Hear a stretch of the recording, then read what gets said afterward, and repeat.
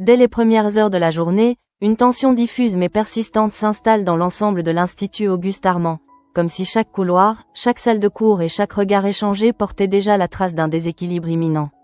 L'atmosphère ne repose pas sur une agitation visible, mais plutôt sur une inquiétude silencieuse, presque pesante, qui accompagne chacun des pas de Fleur lorsqu'elle se dirige vers le conseil de discipline, consciente que ce moment déterminera non seulement son avenir au sein de l'établissement, mais aussi la crédibilité même de sa parole. Ce qui se joue pour elle dépasse largement le cadre d'une simple faute académique liée à un deepfake, car dans son esprit, cette convocation représente une tentative désespérée de rétablir une vérité qu'elle sait fragile face à l'absence de preuves concrètes. Lorsqu'elle prend place face à Emmanuel Tessier, entourée de Clotilde Armand, Olivia Listrac et Jeanne, elle ressent immédiatement le poids d'une institution qui exige des certitudes mesurables et qui, en l'absence de celle-ci, transforme toute accusation en simple hypothèse contestable. Fleur choisit pourtant de ne pas se dérober et assume pleinement son acte, expliquant avec précision que le deepfake n'était pas une dérive gratuite, mais une réponse à un événement précis qu'elle affirme avoir observé elle-même. Elle décrit alors l'agression d'une serveuse dans un coffee shop, une scène qui, dans son souvenir, reste marquée par une violence insidieuse et une domination qui ne laisse aucune place au doute quant à la gravité des faits. Plus elle avance dans son récit, plus son discours gagne en intensité, car elle ne parle pas seulement pour se défendre, mais pour tenter d'imposer une vérité qu'elle considère comme essentielle. Face à elle, Christian Peignac adopte une posture radicalement opposée, refusant toute montée en tension et privilégiant un calme méthodique qui contraste avec l'émotion perceptible de Fleur. Il ne cherche pas à contester frontalement chaque détail, mais installe progressivement une logique de doute en remettant en question la cohérence du récit, en soulignant les zones d'ombre et en exploitant l'absence de témoins ou d'éléments matériels. Cette stratégie, d'une efficacité redoutable, déplace progressivement le centre du débat, transformant l'accusation initiale en un récit incertain qui perd de sa force à mesure qu'il est disséqué. Dans ce contexte, l'équilibre de la situation se modifie insensiblement, car les regards qui étaient initialement attentifs deviennent plus prudents, voire distants, et Fleur ressent de manière presque physique le glissement de perception qui s'opère autour d'elle. Elle comprend alors que la sincérité de son témoignage ne suffit pas à convaincre dans un cadre où seule la preuve tangible peut légitimer une accusation, et cette prise de conscience fragilise profondément sa position. Lorsqu'Emmanuel Tessier intervient pour rappeler la nécessité de fonder toute décision sur des éléments vérifiables, il ne prend pas explicitement parti, mais son discours entérine de fait l'impossibilité de sanctionner Peignac en l'absence de preuves. Cette position, dictée par le fonctionnement même de l'institution, laisse Fleur dans une situation paradoxale où elle n'est pas reconnue comme coupable au point d'être exclue, mais où sa parole est suffisamment fragilisée pour être discréditée. Peignac exploite alors cette zone grise avec une habileté calculée en proposant de ne pas pousser la sanction jusqu'à l'exclusion, adoptant ainsi une posture de modération qui renforce son image auprès du Conseil. Ce choix, loin d'être anodin, contribue à inverser la dynamique du conflit, car il donne l'impression qu'il agit avec retenue face à une élève déjà en difficulté, tout en installant durablement l'idée que Fleur a pu exagérer ou déformer la réalité. À la sortie du Conseil, Fleur ne ressent aucune forme de soulagement, car si elle échappe à une sanction définitive, elle perçoit clairement que son image est désormais profondément altérée au sein de l'Institut. Les regards qu'elle croise dans les couloirs ne sont plus ceux d'une camarade respectée, mais ceux d'une élève dont la parole suscite la méfiance, et cette transformation du regard des autres agit comme une forme d'exclusion silencieuse. C'est dans cet état de fragilité qu'elle se confie à Malik Benaïssa, cherchant à mettre des mots sur ce qu'elle vient de vivre et sur le sentiment d'impuissance qui l'envahit. Elle exprime sa stupeur face à la capacité de Peignac à anticiper chaque accusation et à retourner la situation, comme s'il maîtrisait parfaitement les mécanismes permettant de désamorcer toute tentative de mise en cause. Malik, bien qu'à l'écoute, peine lui-même à proposer une explication rationnelle, car la situation dépasse le simple conflit et révèle une forme de manipulation plus profonde. Pendant que Fleur tente encore de comprendre les mécanismes qui ont conduit à sa mise en difficulté, Peignac poursuit son avancée avec une assurance intacte, comme si le Conseil n'avait été qu'une étape parmi d'autres dans une stratégie plus large. Cette impression d'un contrôle total sur la situation renforce chez Fleur une inquiétude persistante, car elle réalise que l'affrontement ne s'est pas terminé avec la séance, mais qu'il ne fait au contraire que commencer. Parallèlement à cette tension principale, d'autres dynamiques se développent au sein de l'Institut, illustrant un environnement où les stratégies individuelles prennent souvent le pas sur la solidarité. Tom Azem, observant les opportunités offertes par le contexte, propose à Solal Fayet un stage à Stockholm, présenté comme une chance exceptionnelle d'évoluer dans un restaurant étoilé.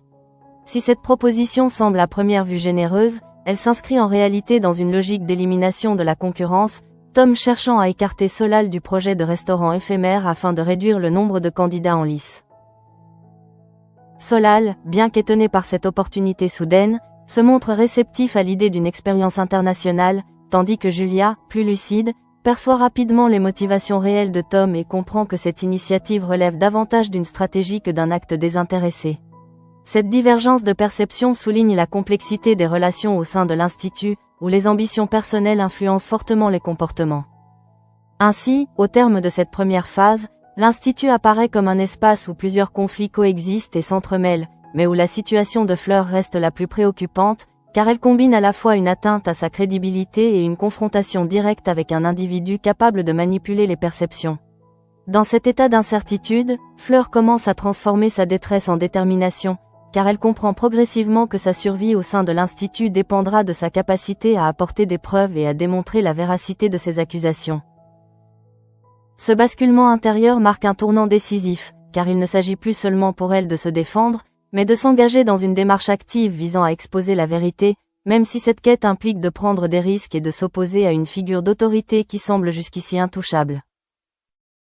Dans les heures qui suivent le conseil de discipline, l'Institut ne retrouve pas immédiatement son équilibre, bien au contraire, car les conséquences de cette confrontation continuent de se diffuser lentement dans les esprits, transformant chaque interaction en terrain d'observation et de jugement implicite. Fleur, qui espérait au moins conserver une forme de neutralité après la décision de ne pas l'exclure, se rend compte que la situation est bien plus insidieuse, puisque l'absence de sanctions officielles ne signifie en rien une réhabilitation de son image.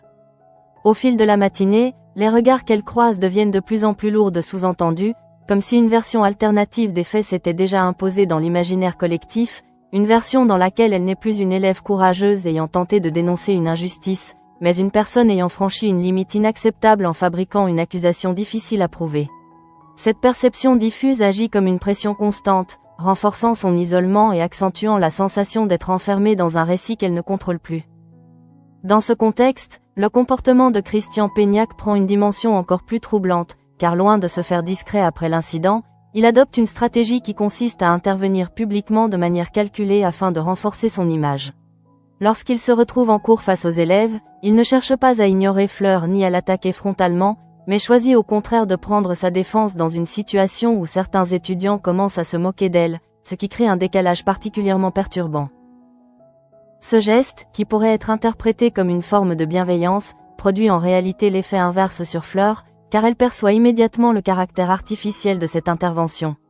En prenant position en sa faveur devant les autres, Peignac renforce subtilement l'idée qu'elle est fragile, qu'elle a besoin d'être protégée, et donc implicitement qu'elle n'est pas crédible dans ses accusations. Cette inversion des rôles, où l'agresseur apparent devient protecteur, contribue à brouiller davantage les repères et à isoler encore plus Fleur dans son propre récit. Parallèlement, certains élèves, influencés par cette nouvelle dynamique, commencent à adopter un comportement plus ouvertement moqueur, comme en témoigne l'attitude de Maxence qui ironise publiquement sur Fleur en la qualifiant de « mytho », ce qui transforme progressivement une suspicion implicite en stigmate assumé. Même si Lionel Lano tente de calmer la situation, son intervention reste limitée, car lui-même semble ne pas comprendre entièrement les raisons qui ont conduit à cette escalade. Cette accumulation de signaux contradictoires fragilise profondément Fleur, qui oscille entre colère et incompréhension, car elle constate que chaque tentative de se défendre semble produire l'effet inverse de celui recherché. Plus elle insiste sur la véracité de son témoignage, plus elle donne l'impression de chercher à convaincre, ce qui renforce le doute chez ceux qui l'écoutent. Pendant ce temps, les tensions au sein du corps enseignant ne disparaissent pas non plus, car la discussion autour du cas Peignac laisse des traces visibles dans les échanges entre Olivia Listrac, Clotilde Armand et Claire. Olivia continue de manifester une inquiétude réelle quant à la possibilité que Peignac représente un danger, mais son discours se heurte à une exigence constante de preuves qui limite sa capacité d'action. De leur côté, Clotilde et Claire adoptent une posture plus rationnelle, insistant sur le fait qu'aucune décision ne peut être prise sans éléments tangibles, ce qui crée une fracture entre une approche préventive et une approche strictement institutionnelle. Cette divergence de point de vue illustre la complexité de la situation, car elle met en évidence les limites d'un système qui repose sur des preuves formelles pour agir, même lorsque certains comportements suscitent une inquiétude légitime. Fleur devient ainsi, malgré elle, le point de convergence de ces tensions, incarnant à la fois la nécessité de protéger les élèves et l'impossibilité d'agir sans certitude. En parallèle de cette dynamique principale, la situation familiale de César Verneuil évolue également vers un conflit ouvert, révélant une autre forme de violence, plus verbale mais tout aussi destructrice. La présence de Jocelyn à la ferme introduit une tension immédiate, car son comportement envers Colline Morel dépasse rapidement le cadre d'une simple remarque maladroite pour devenir une suite d'humiliations répétées. Les propos qu'il tient, mêlant critiques personnelles et attaques gratuites, provoquent une réaction progressive de Colline, qui tente d'abord de contenir son agacement avant de laisser éclater son exaspération face à ce qu'elle perçoit comme une injustice permanente. Cette confrontation met César dans une position délicate, partagée entre la loyauté familiale et le rejet d'un comportement qu'il ne peut plus cautionner, ce qui finit par déclencher une dispute violente où les mots dépassent la simple colère pour exprimer un ressentiment profond. Cette scène, bien que distincte de l'intrigue principale, fait écho à la situation de Fleur, car elle met en lumière une forme de domination qui ne repose pas uniquement sur des actes visibles, mais aussi sur une répétition de comportements dégradants qui finissent par atteindre profondément ceux qui en sont victimes. César, en prenant position contre son frère, amorce une prise de conscience qui pourrait modifier durablement ses relations familiales, tout en renforçant son lien avec Colline. Pendant ce temps, la stratégie de Tom Azem continue de produire ses effets, car Solal Fayet, après avoir pris contact avec le restaurant de Stockholm, se montre de plus en plus convaincu par l'opportunité qui lui est offerte. L'idée de travailler dans un établissement étoilé, combinée à la perspective d'une expérience internationale, agit comme un levier puissant qui détourne progressivement son attention de la compétition au sein de l'Institut. Cependant, Julia, fidèle à son intuition initiale, reste méfiante et observe l'évolution de la situation avec un regard critique, consciente que le départ de Solal modifierait considérablement l'équilibre des forces dans la sélection pour le restaurant éphémère. Cette lucidité la place dans une position stratégique, car elle devient la seule à percevoir clairement les enjeux derrière les décisions de Tom. Ainsi, à mesure que la journée avance, les différentes intrigues convergent vers un point commun, celui d'un environnement où les apparences jouent un rôle déterminant dans la perception des individus, et où la capacité à contrôler son image devient un facteur essentiel de survie. Fleur, plus que jamais, se retrouve confrontée à cette réalité, car elle comprend que le combat qu'elle mène ne se limite pas à prouver les actes de Peignac, mais implique également de reconstruire une crédibilité qui a été méthodiquement fragilisée. Ce processus, long et incertain, commence à transformer sa manière de penser, car elle ne se contente plus de revendiquer la vérité, mais cherche désormais à comprendre comment la rendre visible et incontestable dans un système qui privilégie les preuves au détriment des témoignages isolés. Cette évolution intérieure marque une étape importante, car elle prépare le terrain pour une confrontation plus directe, où l'émotion devra céder la place à une stratégie plus réfléchie.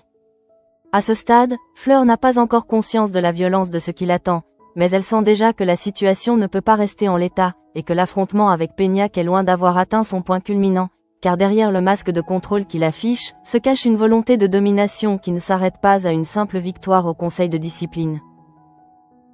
À mesure que la journée avance, un déséquilibre de plus en plus visible s'installe dans le comportement de Christian Peignac, dont l'attitude ne se limite plus à une simple stratégie de défense, mais révèle progressivement une volonté de domination qui dépasse le cadre institutionnel. Cette évolution, imperceptible pour la majorité des élèves, devient en revanche évidente pour Fleur, qui commence à percevoir derrière chaque geste et chaque parole une forme de contrôle calculé. Dans les heures qui suivent les tensions en cours, Fleur tente de reprendre une apparence de normalité, mais cette tentative reste fragile, car elle est constamment ramenée à sa nouvelle image au sein de l'Institut. Chaque interaction devient un test, chaque regard une confirmation que quelque chose s'est brisé dans la perception que les autres ont d'elle. Cette pression constante agit comme une fatigue mentale qui s'accumule, rendant plus difficile encore sa capacité à réagir avec lucidité. C'est dans cet état de vulnérabilité qu'elle décide de ne pas fuir, mais au contraire d'affronter directement celui qu'elle considère comme la source du problème. Lorsqu'elle aperçoit Peignac dans les rues de Calvière, elle ne détourne pas le regard, malgré la peur qui s'installe progressivement en elle. Ce choix n'est pas impulsif, mais le résultat d'une tension accumulée qui finit par trouver une issue dans la confrontation. Lorsqu'elle s'approche de lui, sa colère prend le dessus sur la prudence, car elle ne cherche plus seulement à comprendre, mais à dénoncer. Elle exprime avec force le dégoût qu'elle ressent, affirmant sa conviction que ce qu'elle a vu est réel et qu'elle finira par le prouver. Cette prise de parole, bien que directe, reste cependant insuffisante face à la posture adoptée par Peignac, qui ne se laisse pas déstabiliser et semble au contraire anticiper ce type de réaction. Ce qui se produit alors marque un tournant brutal dans la situation, car Péniac décide de ne plus se contenter de manipuler les perceptions, mais de reproduire concrètement le comportement que Fleur lui reproche. Dans un geste qui dépasse la provocation, il franchit une limite claire en adoptant une attitude physiquement intrusive, cherchant à démontrer par l'acte ce qu'il avait jusque-là nié par les mots. La scène se déroule dans un espace public, mais paradoxalement isolé, ce qui renforce le sentiment d'enfermement de Fleur, incapable de trouver un point d'appui extérieur pour mettre fin à la situation. Le geste de Péniac, qui consiste à poser ses mains de manière déplacée, ne laisse plus place à l'ambiguïté, car il reproduit exactement ce que Fleur avait décrit lors du conseil, transformant ainsi son accusation en une réalité tangible, mais uniquement pour elle. Face à cette agression, Fleur tente d'abord de maintenir une forme de contrôle, demandant à Péniac d'arrêter, mais sa voix trahit rapidement une montée de panique, car elle comprend que la situation lui échappe complètement.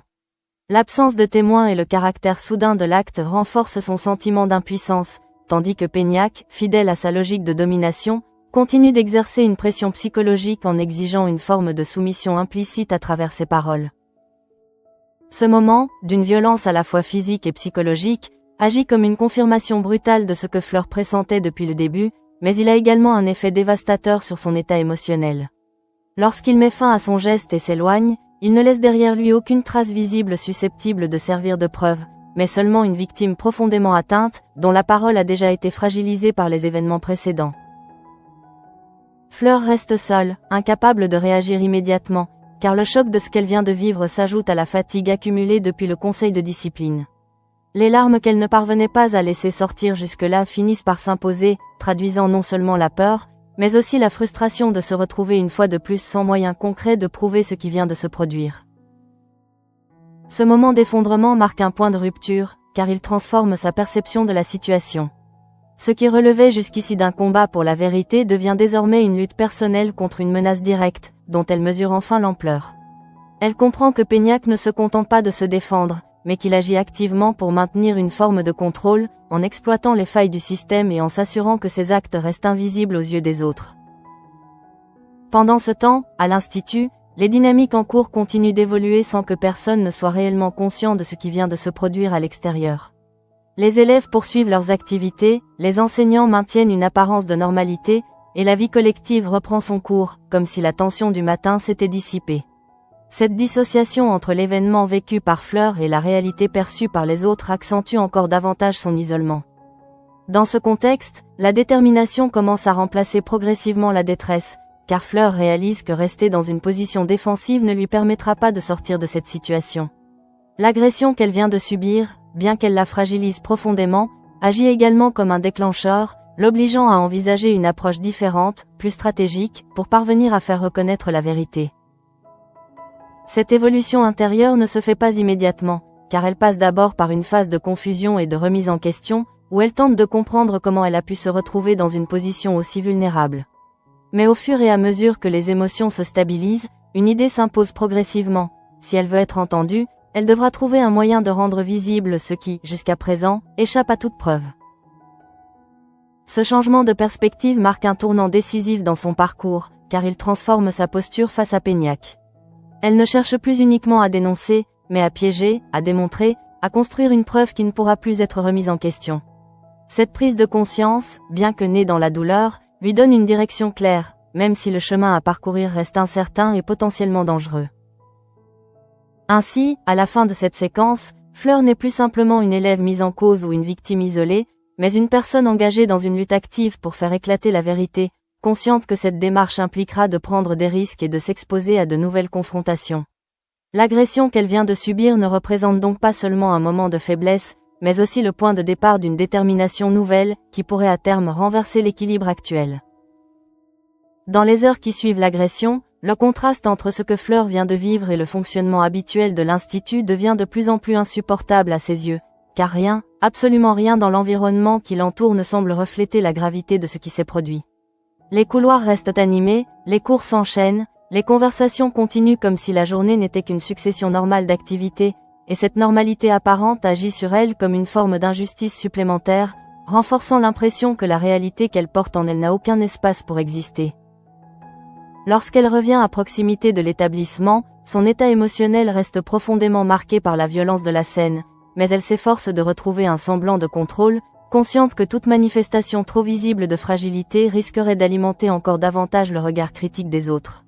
Cette retenue, qui lui demande un effort considérable, traduit déjà un changement dans sa manière d'aborder la situation, car elle ne réagit plus uniquement sous l'effet de l'émotion, mais commence à intégrer une forme de vigilance dans chacun de ses gestes.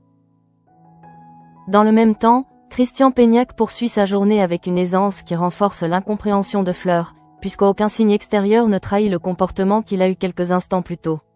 Cette capacité à compartimenter ses actions et à maintenir une image cohérente face aux autres confirme à Fleur que l'affrontement ne peut pas être mené sur le terrain des apparences, car Peignac maîtrise parfaitement cet espace et sait en exploiter toutes les failles. Au sein du corps enseignant, les discussions engagées après le conseil de discipline continuent d'alimenter une réflexion collective, mais sans déboucher sur une action concrète. Olivia Listrac reste préoccupée par la possibilité que Peignac représente un danger réel, et cette inquiétude ne repose pas uniquement sur les propos de Fleur, mais aussi sur une perception plus diffuse de son attitude. Toutefois, cette intuition se heurte toujours à l'absence de preuves tangibles, ce qui limite sa portée et la maintient dans une position d'alerte sans pouvoir décisionnel. De leur côté, Clotilde Armand et Claire continuent de défendre une approche basée sur des éléments vérifiables, insistant sur le fait que toute décision précipitée pourrait fragiliser la crédibilité de l'institution.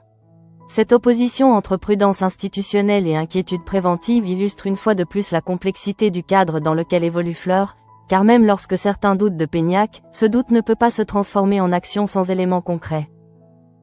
Dans ce contexte, la solitude de Fleur devient presque totale, car elle se retrouve à porter seule une vérité que personne ne peut confirmer, tout en étant confrontée à un environnement qui exige précisément cette confirmation pour agir.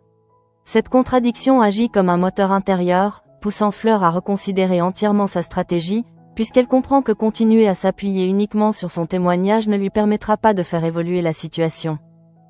Parallèlement, les tensions autour du projet de restaurant éphémère continuent de se développer, et la décision de Solal Fayet d'accepter le stage à Stockholm commence à se préciser, modifiant progressivement l'équilibre de la compétition. Tom Azem, en observant cette évolution, semble confirmer que sa stratégie porte ses fruits, car l'éloignement de Solal réduit significativement le nombre de candidats potentiels. Cependant, Julia Leroy, qui reste attentive à ses manœuvres, perçoit clairement que cette situation ne repose pas uniquement sur des opportunités professionnelles, mais sur un jeu d'influence où chaque décision peut être orientée dans un sens précis. Cette lucidité la place dans une position particulière, car elle devient l'une des rares à ne pas se laisser entraîner par la logique apparente des événements. Dans un autre registre, la confrontation entre César Verneuil et son frère Jocelyn laisse des traces durables, car les mots échangés dépassent le cadre d'une dispute ponctuelle pour révéler une fracture plus profonde dans leur relation. César, en prenant conscience du caractère destructeur des propos de Jocelyn, amorce une prise de distance qui pourrait redéfinir son rapport à sa famille, tout en renforçant son engagement auprès de Colline Morel, dont il reconnaît désormais la légitimité face aux humiliations subies. Ces différentes dynamiques, bien qu'indépendantes en apparence, contribuent à dessiner un environnement global marqué par des rapports de force subtils, où chacun tente de préserver sa position ou d'améliorer sa situation. Dans cet ensemble, la trajectoire de Fleur se distingue par son intensité, car elle ne repose pas sur une simple compétition ou un conflit relationnel, mais sur une confrontation directe avec une forme de violence qui reste invisible aux yeux des autres. À mesure que les heures passent, Fleur commence à structurer sa réflexion autour d'une idée centrale, qui s'impose à elle avec de plus en plus de clarté. Pour faire éclater la vérité, elle devra créer les conditions permettant de transformer un acte isolé en preuve observable. Cette idée ne se traduit pas immédiatement en plan concret, mais elle marque une rupture avec son approche initiale, car elle ne cherche plus seulement à convaincre, mais à démontrer. Ce changement de posture implique également une prise de risque, car il suppose de se rapprocher à nouveau de Peignac, de l'exposer, et potentiellement de se placer dans des situations dangereuses. Fleur en est consciente, et cette perspective génère une peur réelle, mais cette peur est désormais contrebalancée par une détermination qui s'est renforcée depuis l'agression. Dans le même temps, Peignac continue d'évoluer dans l'institut avec une assurance intacte, comme si les événements récents n'avaient aucune prise sur lui. Cette constance dans son comportement contribue à maintenir l'illusion d'une normalité, mais elle renforce également chez Fleur la conviction que cette normalité repose sur une construction fragile, qui pourrait s'effondrer dès lors qu'une preuve viendrait la contredire.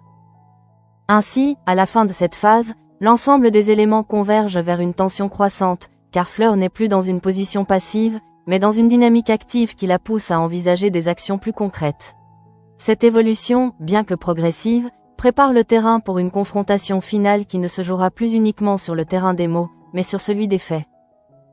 Ce moment marque donc une transition essentielle, car il transforme la nature même du conflit, passant d'une opposition asymétrique, où Peignac dominait grâce à sa maîtrise des apparences, à une situation potentielle où cette domination pourrait être remise en question par l'apparition d'éléments irréfutables. Fleur, en intégrant cette possibilité, entre dans une nouvelle phase de son combat, où la peur et la détermination coexistent, mais où l'objectif devient de plus en plus clair. À mesure que la journée touche à sa fin, une forme de calme trompeur s'installe autour de l'Institut, mais pour Fleur, rien ne s'apaise réellement, car les événements qu'elle a traversés continuent de résonner en elle avec une intensité intacte. Chaque instant de silence devient un espace où les images de l'agression ressurgissent, où les paroles de Peignac prennent une dimension encore plus violente, et où la prise de conscience de sa vulnérabilité s'impose avec une clarté presque brutale. Lorsqu'elle se retrouve enfin seule, loin des regards et des jugements implicites, Fleur ne peut plus maintenir cette façade de contrôle qu'elle a tenté de conserver tout au long de la journée. L'effondrement qui s'amorce ne relève pas uniquement de la fatigue émotionnelle, mais d'un choc plus profond, né de la confrontation entre ce qu'elle sait être vrai et l'impossibilité de le prouver dans un cadre qui exige des certitudes visibles. Les larmes qu'elle retient depuis des heures finissent par s'imposer, traduisant une douleur qui ne trouve aucun exutoire dans l'environnement qui l'entoure. Cependant, cet effondrement ne dure pas dans une logique de résignation, car il s'accompagne progressivement d'un processus de reconstruction intérieure, dans lequel Fleur commence à organiser ses pensées et à donner un sens à ce qu'elle vient de vivre. Elle comprend que ce qui s'est produit dans la rue ne peut pas rester un événement isolé, invisible et sans conséquence, car accepter ce silence reviendrait à valider la stratégie de Peignac et à s'enfermer définitivement dans le rôle que l'Institut semble lui attribuer. Cette réflexion marque un tournant décisif, car elle transforme sa souffrance en une forme d'énergie dirigée vers un objectif précis, celui de faire émerger une preuve irréfutable capable de renverser la situation. Fleur ne se contente plus de vouloir être crue, elle cherche désormais à construire les conditions dans lesquelles la vérité deviendra impossible à nier, même pour ceux qui doutent encore. Dans le même temps, l'attitude de Christian Peignac continue de s'inscrire dans une logique de maîtrise totale, car rien dans son comportement ne laisse apparaître une quelconque inquiétude quant aux conséquences de ses actes. Cette assurance, qui repose sur la certitude que ses actions restent sans preuve, constitue à la fois sa force et sa faiblesse, car elle pourrait l'amener à sous-estimer la capacité de Fleur à renverser la situation. Au sein de l'Institut, les différentes tensions observées tout au long de la journée ne disparaissent pas, mais s'inscrivent dans une continuité où chacun tente de préserver son équilibre. Olivia Listrac reste préoccupée, même si elle ne dispose pas des moyens nécessaires pour agir concrètement, tandis que Clotilde Armand et Claire maintiennent une position prudente, fidèle aux exigences de l'institution. Cette configuration contribue à maintenir une forme de statu quo, où la situation de Fleur ne s'améliore pas, mais ne se dégrade pas officiellement non plus. Parallèlement, les choix de Solal Fayet concernant le stage à Stockholm s'inscrivent désormais dans une perspective concrète, confirmant indirectement l'efficacité de la stratégie de Tom Azem, qui parvient à remodeler la compétition sans confrontation directe. Julia Leroy, en observant cette évolution, comprend que les décisions individuelles peuvent être influencées de manière subtile, ce qui renforce sa vigilance face aux dynamiques en cours. Dans un autre registre, la rupture entre César Verneuil et Jocelyn s'inscrit dans une évolution plus profonde, car elle traduit une prise de position claire face à des comportements jugés inacceptables. Cette évolution, bien qu'elle ne soit pas directement liée à l'intrigue principale, participe à la construction d'un environnement où certaines formes de domination commencent à être remises en question. Pour Fleur, ces évolutions périphériques n'apportent pas de solution immédiate, mais elles contribuent à nourrir une réflexion plus large sur les mécanismes à l'œuvre autour d'elle. Elle comprend que les rapports de force ne sont pas figés et que certaines situations peuvent évoluer lorsque les individus décident de ne plus accepter certaines limites. Cette prise de conscience renforce sa détermination à ne pas rester passive face à ce qu'elle a subi. À ce stade, la peur reste présente, car elle sait que toute tentative de piéger Peignac impliquera de s'exposer à nouveau à lui, avec les risques que cela comporte. Mais cette peur n'est plus paralysante, car elle s'accompagne désormais d'une volonté claire de reprendre le contrôle de la situation, même si cela nécessite de sortir du cadre habituel et de prendre des initiatives risquées. La journée se termine ainsi sur un équilibre fragile, où rien n'est résolu mais où les positions commencent à évoluer. Peignac conserve son apparente invulnérabilité, soutenue par l'absence de preuves, tandis que Fleur, malgré sa fragilité, entre dans une phase active de son combat, portée par une détermination qui pourrait, à terme, modifier profondément le rapport de force. Ce moment de transition constitue un point clé dans l'évolution de l'intrigue, car il annonce une confrontation future qui ne reposera plus uniquement sur des accusations, mais sur la capacité de Fleur à transformer son expérience en preuve tangible. L'enjeu ne se limite plus à sa propre réputation, mais s'étend à la nécessité de révéler une vérité qui, pour l'instant, reste dissimulée derrière les apparences. Ainsi, la journée se clôt sur une tension latente, où chaque personnage poursuit son chemin sans mesurer pleinement les conséquences des événements en cours, tandis que Fleur, seule face à ce qu'elle a vécu, se prépare intérieurement à franchir une nouvelle étape, consciente que la suite dépendra de sa capacité à agir avec lucidité et détermination.